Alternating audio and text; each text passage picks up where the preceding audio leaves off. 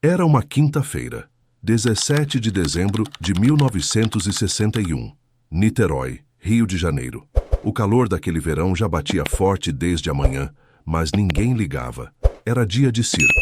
O Gran Circus norte-americano havia montado sua lona num terreno aberto no bairro São Lourenço. Naquele dia, a sessão das 3 da tarde era especial, dedicada às crianças. Escolinhas da região tinham organizado excursões. Mães haviam separado o dinheiro do ingresso semanas antes. Filas se formaram desde o meio-dia. Às 14h30, a lona estava lotada com 2.500 pessoas dentro de um espaço feito para 2.000. 503 pessoas morreram naquele dia. A maior parte delas tinha menos de 12 anos, e o nome do responsável pela fiscalização daquela estrutura nunca foi tornado público. Eu precisei parar nessa frase por um longo tempo antes de continuar pesquisando, porque não estamos falando de um acidente, estamos falando de um sistema. Um sistema que existia antes daquele dia, que funcionou exatamente como foi projetado para funcionar naquele dia e que continuou existindo depois daquele dia sem que ninguém precisasse explicar nada a ninguém. E quando você começa a puxar esse fio, quando você começa a entender o que realmente estava por trás daquela lona em chamas, você percebe que Niterói, em 1961, não foi uma tragédia isolada num país subdesenvolvido. Foi o capítulo brasileiro de uma história muito mais longa, muito mais ampla e muito mais deliberada do que qualquer manchete de jornal foi capaz de contar. A lona principal do Gran Circus norte-americano tinha 45 metros de diâmetro. Era impermeabilizada com uma mistura de parafina e gasolina, um procedimento que o resto do mundo havia banido décadas antes. Não era tecnologia desconhecida, não era ignorância técnica. Em 1903, 58 anos antes de Niterói, o Iroquois Theatre, em Chicago, havia pegado fogo durante uma apresentação lotada. 602 pessoas morreram. A investigação posterior revelou os mesmos elementos que encontraríamos em Niterói mais de meio século depois. Lotação acima da capacidade, saídas insuficientes, material inflamável, ausência de plano de evacuação. Após Chicago, os Estados Unidos reformularam completamente suas normas de segurança para espaços de espetáculo. A Europa fez o mesmo. Tratados internacionais foram assinados, regulamentações foram criadas. A mistura de parafina com gasolina foi proibida em estruturas temporárias lotadas em praticamente todo o mundo ocidental. O Gran Circus norte-americano chegou ao Brasil em 1961 com aquela mistura nas costuras da lona. Às 16h17 daquele 17 de dezembro, esse horário está nos registros oficiais do Corpo de Bombeiros, alguém nas arquibancadas viu uma chama pequena subindo por um dos mastros laterais.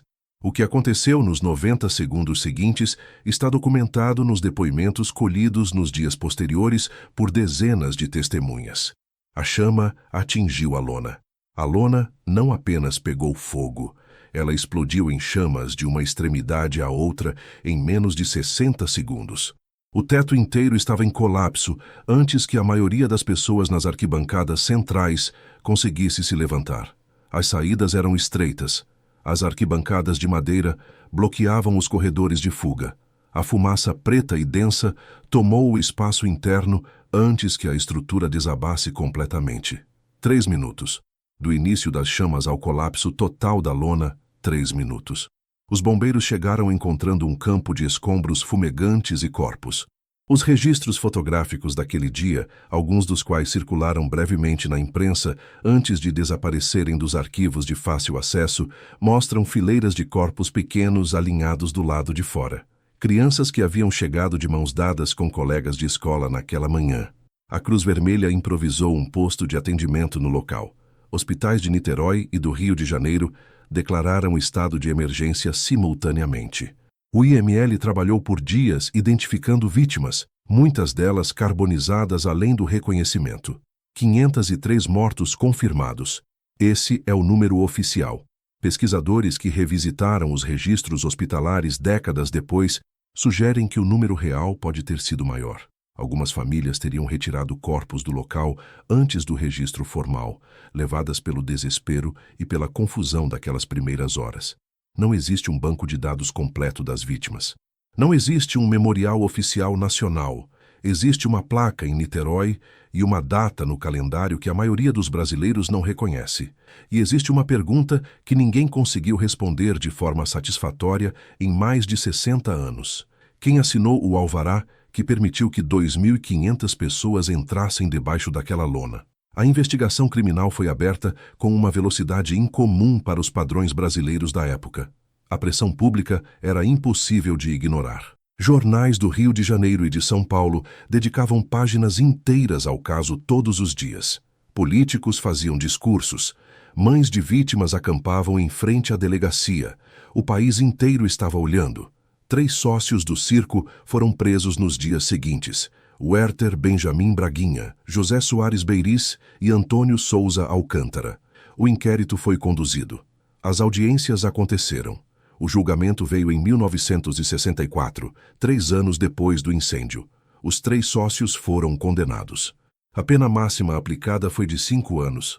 Preciso que você fique com esse número por um momento. 503 mortes. A maioria crianças. Pena máxima: 5 anos. Com atenuantes e progressão de regime, nenhum dos 3 cumpriu a sentença integralmente. O caso foi encerrado. Os arquivos foram para as prateleiras. A imprensa seguiu em frente. Mas é o que não estava no julgamento que muda completamente o que você pensa que sabe sobre aquele dia. O responsável pela fiscalização municipal jamais foi indiciado. O nome do engenheiro ou fiscal que assinou o alvará de funcionamento daquela estrutura nunca foi tornado público em nenhum documento que eu consegui acessar. E eu procurei durante semanas em arquivos digitalizados do estado do Rio de Janeiro, em registros do Corpo de Bombeiros da época, em acervos de jornais dos anos seguintes ao incêndio. O alvará existia. Alguém o assinou. Esse alguém olhou para uma estrutura temporária, com capacidade declarada para 2.000 pessoas, com saídas estreitas, com uma lona impermeabilizada com material inflamável, com arquibancadas de madeira bloqueando os corredores, e colocou o nome embaixo de um documento dizendo que estava tudo dentro das normas. Esse nome permanece desconhecido até hoje. A empresa fornecedora da mistura de parafina com gasolina usada na impermeabilização da lona nunca foi investigada publicamente. Nenhum processo foi aberto contra fornecedores. Nenhuma investigação paralela foi conduzida para entender a cadeia de responsabilidades que tornou possível a existência daquela lona naquele estado naquele dia. O julgamento foi cirúrgico na sua limitação. 3 homens, 5 anos, caso encerrado. E então, eu encontrei o detalhe que mudou minha leitura inteira do caso. O Grand Circus norte-americano não era norte-americano. O nome era uma estratégia de marketing. Fundado e operado por brasileiros, o circo havia adotado o nome para vender credibilidade, para sugerir procedência estrangeira, para fazer o público associar o espetáculo a um padrão de qualidade que vinha de outro lugar. A palavra americana no título era uma promessa implícita de segurança, de profissionalismo, de um nível de organização superior ao que se esperaria de uma empresa nacional. As famílias que compraram ingressos naquele dezembro de 1961 acreditavam em algum nível que estavam levando seus filhos para ver algo que havia passado por padrões internacionais de qualidade. Não havia nada de norte-americano naquele circo, exceto o nome na lona que matou 503 pessoas. Isso não é um detalhe menor. É o centro de tudo, porque revela que as pessoas por trás daquela estrutura sabiam exatamente o que estavam fazendo. Sabiam que o nome vendia. Sabiam que a aparência de procedência estrangeira reduzia a desconfiança do público e, muito provavelmente, a vigilância dos fiscais. Sabiam que numa sociedade que olhava para o exterior como referência de qualidade, um nome americano abria portas, inclusive as portas dos órgãos municipais responsáveis por assinar alvarás. O incêndio não começou em 17 de dezembro de 1961. Começou no dia em que alguém decidiu que um nome era suficiente para substituir uma inspeção. Eu precisei afastar o caso de Niterói por alguns dias e olhar para ele de longe, da forma como você olha para um mapa quando está perdido dentro dele.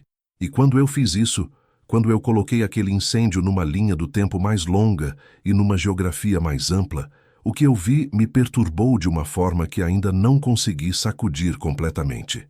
Niterói 1961 não foi uma anomalia brasileira. Foi um nó numa rede global de negligência sistêmica que funcionava com uma precisão perturbadora.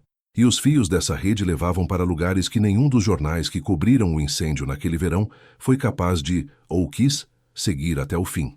O padrão começava muito antes de 1961 e continuava muito depois.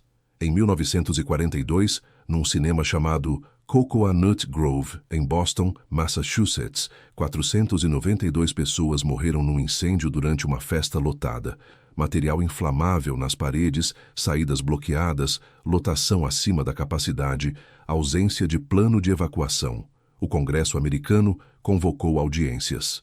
Especialistas em segurança pública de todo o mundo foram consultados. Normas internacionais foram reescritas. O caso Cocoanut Grove tornou-se referência obrigatória em qualquer curso de engenharia de segurança no mundo ocidental. 19 anos depois, em Niterói, nada daquilo havia chegado. Mas aqui está o que me fez parar de acreditar na versão do atraso cultural, da negligência inocente, do país que simplesmente não tinha acesso ao conhecimento que o resto do mundo já possuía. Porque em 1961, o Brasil não era um país isolado do mundo. Era um país em plena efervescência modernizadora.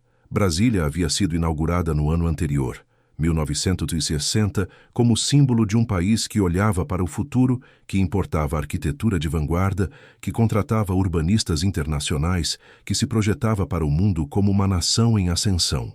O governo Kubitschek havia construído uma capital inteira do zero em 4 anos. Os engenheiros brasileiros conheciam as normas internacionais. As universidades brasileiras formavam profissionais atualizados com o que acontecia na Europa e nos Estados Unidos. O conhecimento existia, a informação estava disponível, e a lona continuou impermeabilizada com parafina e gasolina. Isso não é negligência. Negligência é não saber. O que aconteceu em Niterói tem outro nome, e esse nome é muito mais difícil de pronunciar em voz alta porque ele implica escolha. Implica que alguém, em algum ponto da cadeia de decisões que culminou naquele 17 de dezembro, escolheu não aplicar o que sabia. Escolheu assinar o documento, escolheu olhar para outro lado, escolheu que o custo de adequação era alto demais, que a fiscalização era frouxa o suficiente, que as probabilidades estavam a seu favor. 503 crianças perderam essa aposta. E aqui é onde o caso de Niterói deixa de ser uma história brasileira e se torna uma história sobre como as instituições funcionam quando ninguém está olhando, ou quando todos estão olhando para outro lado ao mesmo tempo. Existe um conceito que os pesquisadores de desastres chamam de normalização do desvio. Foi descrito formalmente pela socióloga Diane Vaughan ao analisar o desastre do ônibus espacial Challenger em 1986. Mas o fenômeno é muito mais antigo do que qualquer relatório da NASA. A normalização do desvio acontece quando uma organização, ao longo do tempo, começa a aceitar como normal aquilo que deveria ser tratado como sinal de alarme. Cada vez que o desvio não resulta em catástrofe imediata, ele se torna um pouco mais normal, um pouco mais aceitável, um pouco mais invisível, até o dia em que o sistema encontra as condições exatas para colapsar, e colapsa completamente. A lona impermeabilizada com parafina e gasolina não era nova naquele dezembro de 1961. Era uma prática estabelecida do circo. Havia sido usada antes, havia funcionado antes, no sentido de que não havia causado um incêndio antes.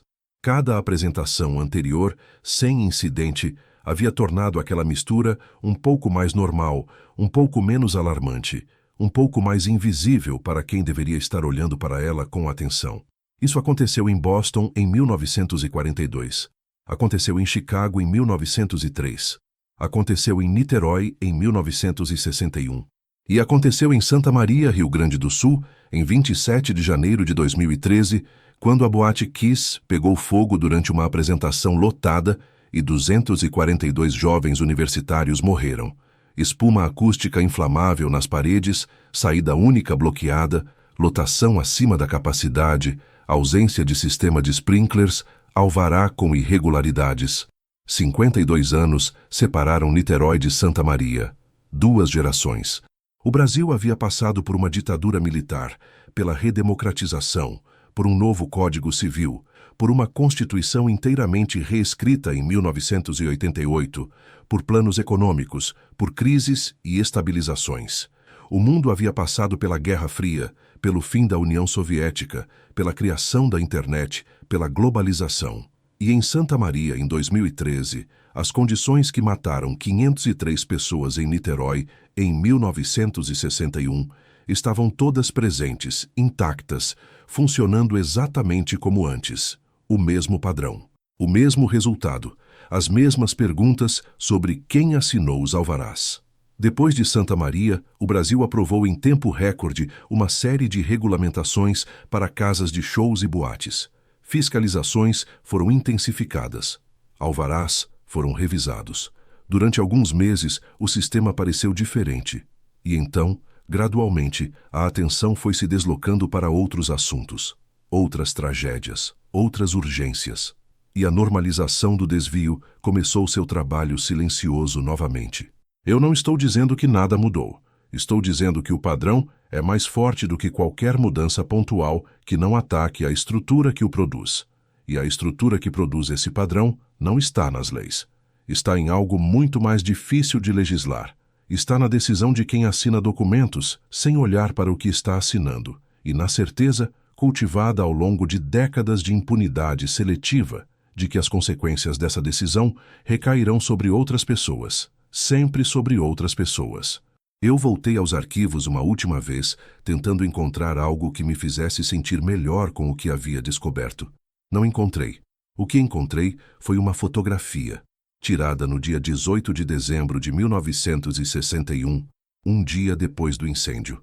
Um homem de terno escuro, de costas para a câmera, olhando para o terreno onde a lona havia estado. Ao redor dele, escombros, cinzas, pedaços de arquibancada carbonizada. Ao fundo, visível entre a fumaça que ainda subia, o perfil da Baía de Guanabara com o pão de açúcar no horizonte.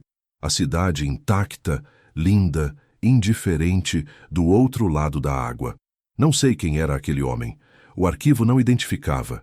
Pode ter sido um bombeiro, um funcionário da prefeitura, um jornalista, um dos sócios do circo que seria preso naquela semana, um pai procurando alguma coisa entre os escombros que não existia mais para ser encontrada. O que me perturbou na fotografia não foi o que ela mostrava, foi o que ela não mostrava. Não havia nenhuma placa, nenhuma demarcação oficial, nenhum registro visível de que aquele chão havia sido o lugar onde 503 pessoas haviam morrido menos de 24 horas antes. O terreno parecia um terreno, a cidade parecia uma cidade, a baía parecia uma baía. O mecanismo de apagamento já havia começado a funcionar antes mesmo que todos os corpos fossem identificados. Eu precisei perguntar a mim mesmo por que esse caso é tão pouco conhecido fora do Brasil. E a resposta que encontrei foi incômoda, porque ela não envolve conspiração nem supressão deliberada de informação. Envolve algo mais banal e por isso mesmo mais perturbador. O caso de Niterói é pouco conhecido fora do Brasil, porque o Brasil não insistiu em que ele fosse conhecido. Não houve processo de memória institucional. Não houve Comissão Nacional de Investigação com poderes amplos. Não houve relatório final publicado em múltiplos idiomas. Não houve nenhum mecanismo que transformasse aquela tragédia em conhecimento coletivo permanente, em lição incorporada ao tecido das instituições, em história que o país contasse sobre si mesmo com a seriedade que ela merecia. O que houve foi um julgamento, 3 condenações, 5 anos e silêncio. Existe uma palavra em português que não tem tradução direta para o inglês. Saudade. Todo mundo conhece essa palavra. É ensinada em aulas de cultura brasileira no mundo inteiro como exemplo da riqueza emocional da língua portuguesa. Mas existe outra palavra, muito menos celebrada, que descreve com precisão o que acontece com tragédias como a de Niterói no Brasil. Essa palavra é esquecimento. Não o esquecimento natural que o tempo produz. O esquecimento como política, o esquecimento como escolha coletiva. O esquecimento como a forma mais eficiente de garantir que as perguntas difíceis nunca precisem ser respondidas. Quem assinou o alvará do Grand Circus norte-americano em dezembro de 1961 nunca foi identificado publicamente. Esse fato deveria ser escândalo permanente. Deveria ser uma ferida aberta na memória institucional brasileira. Deveria ser a pergunta que cada geração faz à anterior, até que uma resposta seja dada. Em vez disso, é uma nota de rodapé. Uma data que aparece em listas de tragédias históricas entre parênteses, com o número de mortos, sem contexto, sem consequência, sem ninguém responsável por mais do que 5 anos de uma pena que não foi cumprida integralmente. 503 pessoas, a maioria crianças. Um nome de fiscal que ninguém jamais pronunciou em público. E no horizonte, do outro lado da Bahia, o Pão de Açúcar continua exatamente onde estava naquele 17 de dezembro de 1961, lindo e indiferente, como se nada tivesse acontecido. Como se o chão daquele terreno em São Lourenço não guardasse memória nenhuma. Como se as cinzas não tivessem ido parar em algum lugar. As cinzas vão sempre parar em algum lugar. O terreno onde o Gran Circus norte-americano montou sua lona naquele verão de 1961 foi limpo, nivelado e ocupado por outras coisas. A cidade cresceu por cima. As gerações seguintes pisaram naquele chão sem saber o que havia acontecido embaixo de seus pés. E em 2013, em Santa Maria, outra geração entrou numa boate sem saber que estava entrando no mesmo sistema que havia matado os filhos de Niterói 52 anos antes. O sistema não tem memória. Essa é a fonte do seu poder. Nós é que precisamos ter. É muito triste essa pergunta que irei fazer agora, mas eu te pergunto qual será a próxima tragédia anunciada. Obrigado pela companhia e até a próxima história.